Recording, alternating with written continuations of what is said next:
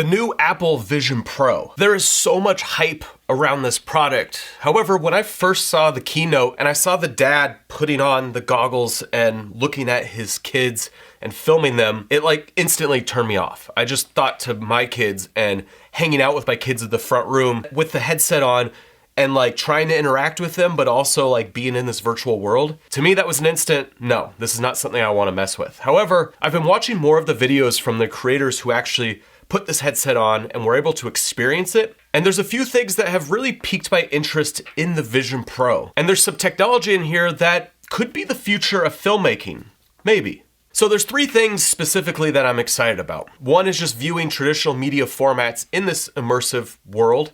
The second is editing with your eyes and your fingers, which that's a whole new thing. But the one thing that really stood out to me was the immersive viewing experience. And the creators have described it as, a 180-degree viewing experience where you really feel immersed in the worlds that you're being shown in front of you. Now, this isn't new technology. This is actually called VR 180, and it's a type of virtual reality where you only see the front half of VR. So around the edges, it kind of blurs out, and then in the Vision Pro, you could see what's behind you when you turn around in the room. So essentially you're seeing like a 180 dome of what's going on. And I actually have experience making content in this format. But until now, this format wasn't very widely viewed. And I think the Vision Pro has the capability to bring in this new style of content and make it more mainstream. Now I'm just gonna pause this video for 1 second. I just wanna tell you that I released a class over on the Creator Film School on how to shoot short form content and grow your YouTube channel. This goes through everything that I've done to grow my second YouTube channel to over 200,000 subscribers in a couple months, and how I'm formatting all of my content that it's working on not only YouTube, but also TikTok, Reels, and basically anywhere that you can post short form content. And so I'll put a link down below in the description to where you can check out this class over on thecreatorfilmschool.com. So let me just give you a little backstory. Back in 2019, I was awarded a grant from YouTube. YouTube gave a handful of creators $20,000 to make 4 films in VR 180. And on top of that, they brought us into the YouTube studios in LA, and we got to do an intensive training where they taught us how to shoot in this format and actually work with these cameras, because it's a very different style of creating content than traditional media. So I spent a few days learning how to use these cameras, how to shoot in this format, and then I went off and shot 4 films. And so I did one film on social media and how it impacts our everyday life. And I kind of told it in this visual style where I went to these interesting locations. The second film I did was how to shoot VR 180 in VR 180. So that one is super useful if this is a format that you're interested in, because it explains all the problems, which I'll highlight some of them in this video. And overall, it gives you an experience while talking about the problems of this format. And then I shot 2 videos in Thailand, because my approach to this grant was, how do I shoot a documentary in VR 180 in this cool, immersive experience and make it something that is more story driven than just experiential? Because a lot of the content that I was seeing from this format was just like cool experiences. And some of the creators have talked about this when they put on the Vision Pro. They're transported into a completely different world, whether it's around sharks in the ocean or off in the mountains or, at a kid's birthday party. Really cool experiential moment, but how do you tell a story in this format? That was kind of how I was thinking when I was awarded this grant.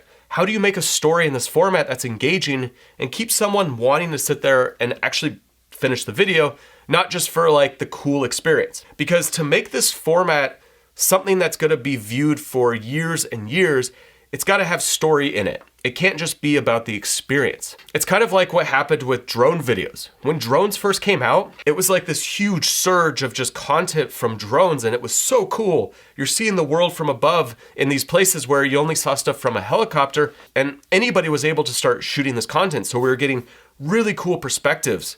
However, that novelty does wear off over time. And just watching a video of cool drone shots from mountains in Norway, it's cool to watch, but it's not necessarily that exciting as it was when drone content first came out. And so as Vision Pro becomes a little bit more mainstream, the price comes down and it becomes a little bit more accessible. Well, there's gonna be this huge surge in experiential content in this VR 180 format, but eventually that will kind of get boring. But what will make this the future of filmmaking is being able to shoot in VR 180 and tell stories that are these experiential stories where you are there with the creator, with the filmmaker, and you're experiencing it with them. The cool thing about VR 180 is that you are very much there wherever the camera is. Like, the camera is you. And that's the biggest difference between traditional media and VR 180, is that you're putting on this headset, you could look around in the sphere, but you are essentially the camera. That fourth wall is completely broken and you are just there on location. That's why this is so cool. And the first time that I put on headsets and experienced VR 180, it was like mind-blowing. It was insane because you're just in this world and it's so unbelievable. But again, it's the novelty of it. Like, if you're just watching content of sitting on a beach or in the mountains or,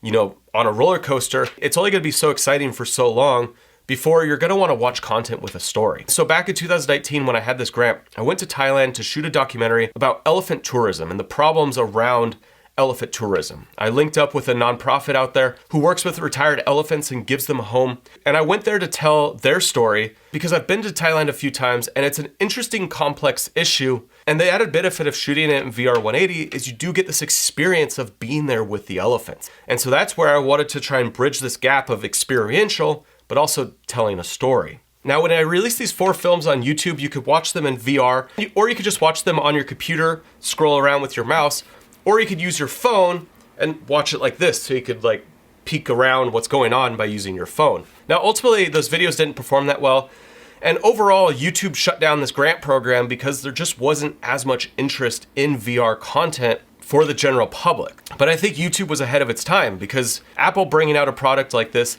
it's gonna definitely pique the interest of more general people. And so this content will start getting viewed by more general audiences, and also by Apple pushing out this Gen 1 product. As the product improves, as it gets smaller, as it gets cheaper, as the battery gets smaller, you know, if it becomes small enough to just be sunglasses, then people will start using them. Right now, I definitely think the size is a limiting factor and the weight, but it's definitely a push forward in the right direction. But when I released these films, I had a lot of my friends and family watch the content in some Oculus goggles.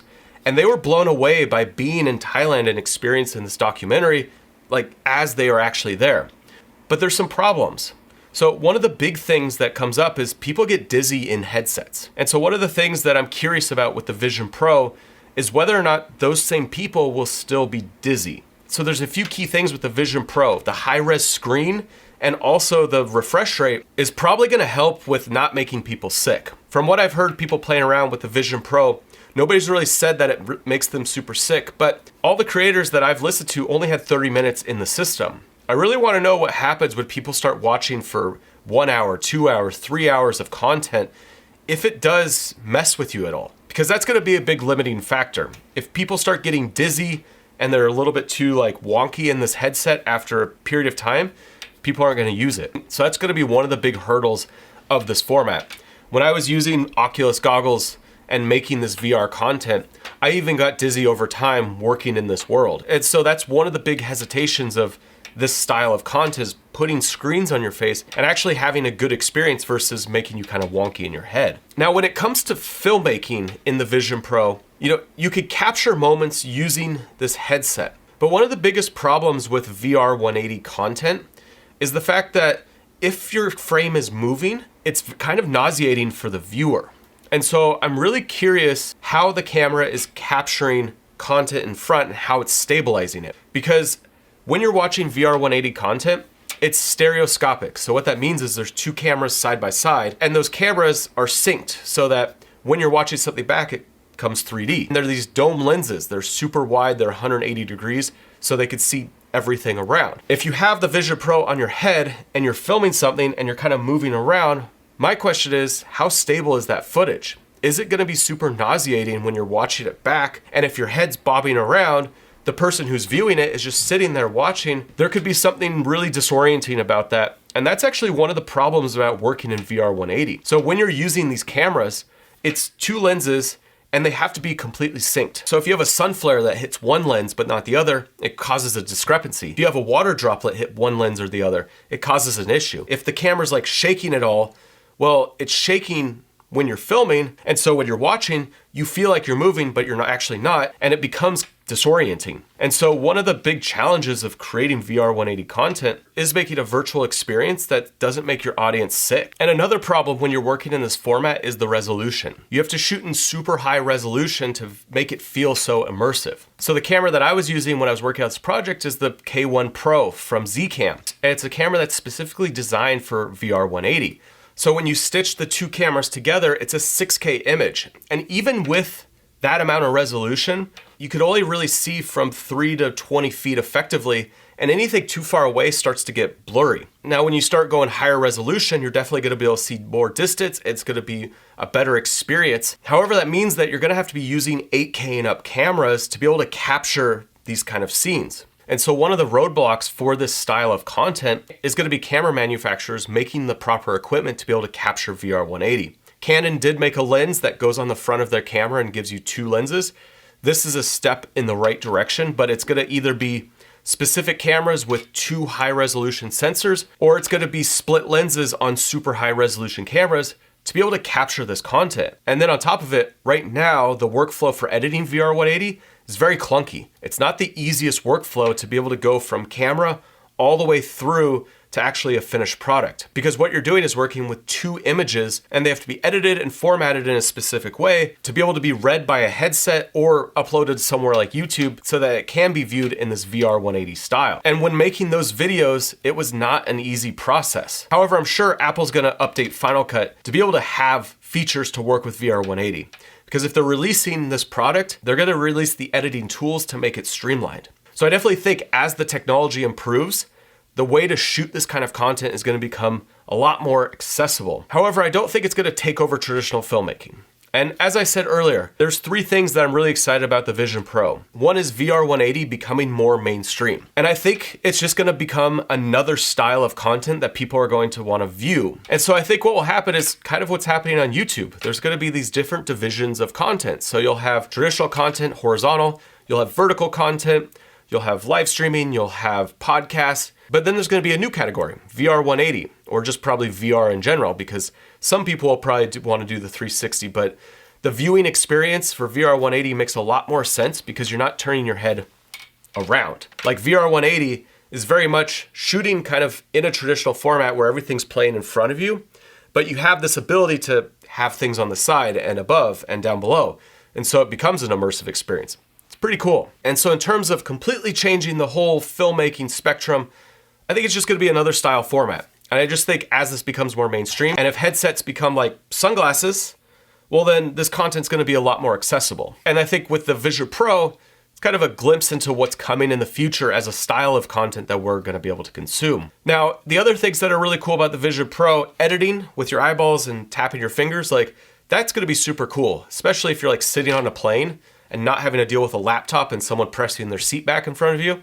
It's gonna be super enjoyable. The same thing with viewing traditional media. Being able to like expand a screen, sit back and watch. I could see myself doing that in certain situations. However, again, having something on your face is very fatiguing, especially if it's heavy and it is disorienting if you're sitting in there for long periods of time. So I'm excited for the potential of what the Vision Pro can become and this format of content becoming more readily available. However, I don't think it's gonna change everything right away, and I think the technology is still a little ways out from being completely mainstream, but this is definitely a major step of being able to be in these immersive worlds. I think it's something that I'm gonna be excited for in certain situations, but it's not something that I personally wanna have on my face at all times. I still think there's gonna be a world where we're viewing stuff on our phones, on our computers, and then once in a while we put on the headset. It's just another option in this changing world of technology that's probably gonna be unrecognizable in like 5-10 years. Now, if you wanna see how you shoot VR 180 in VR 180, well, check out this video right here. Gives you kind of an understanding of the problems of working in this format. And I'm curious to see how the Vision Pro actually fixes some of these problems, if it does. I'll see you over there.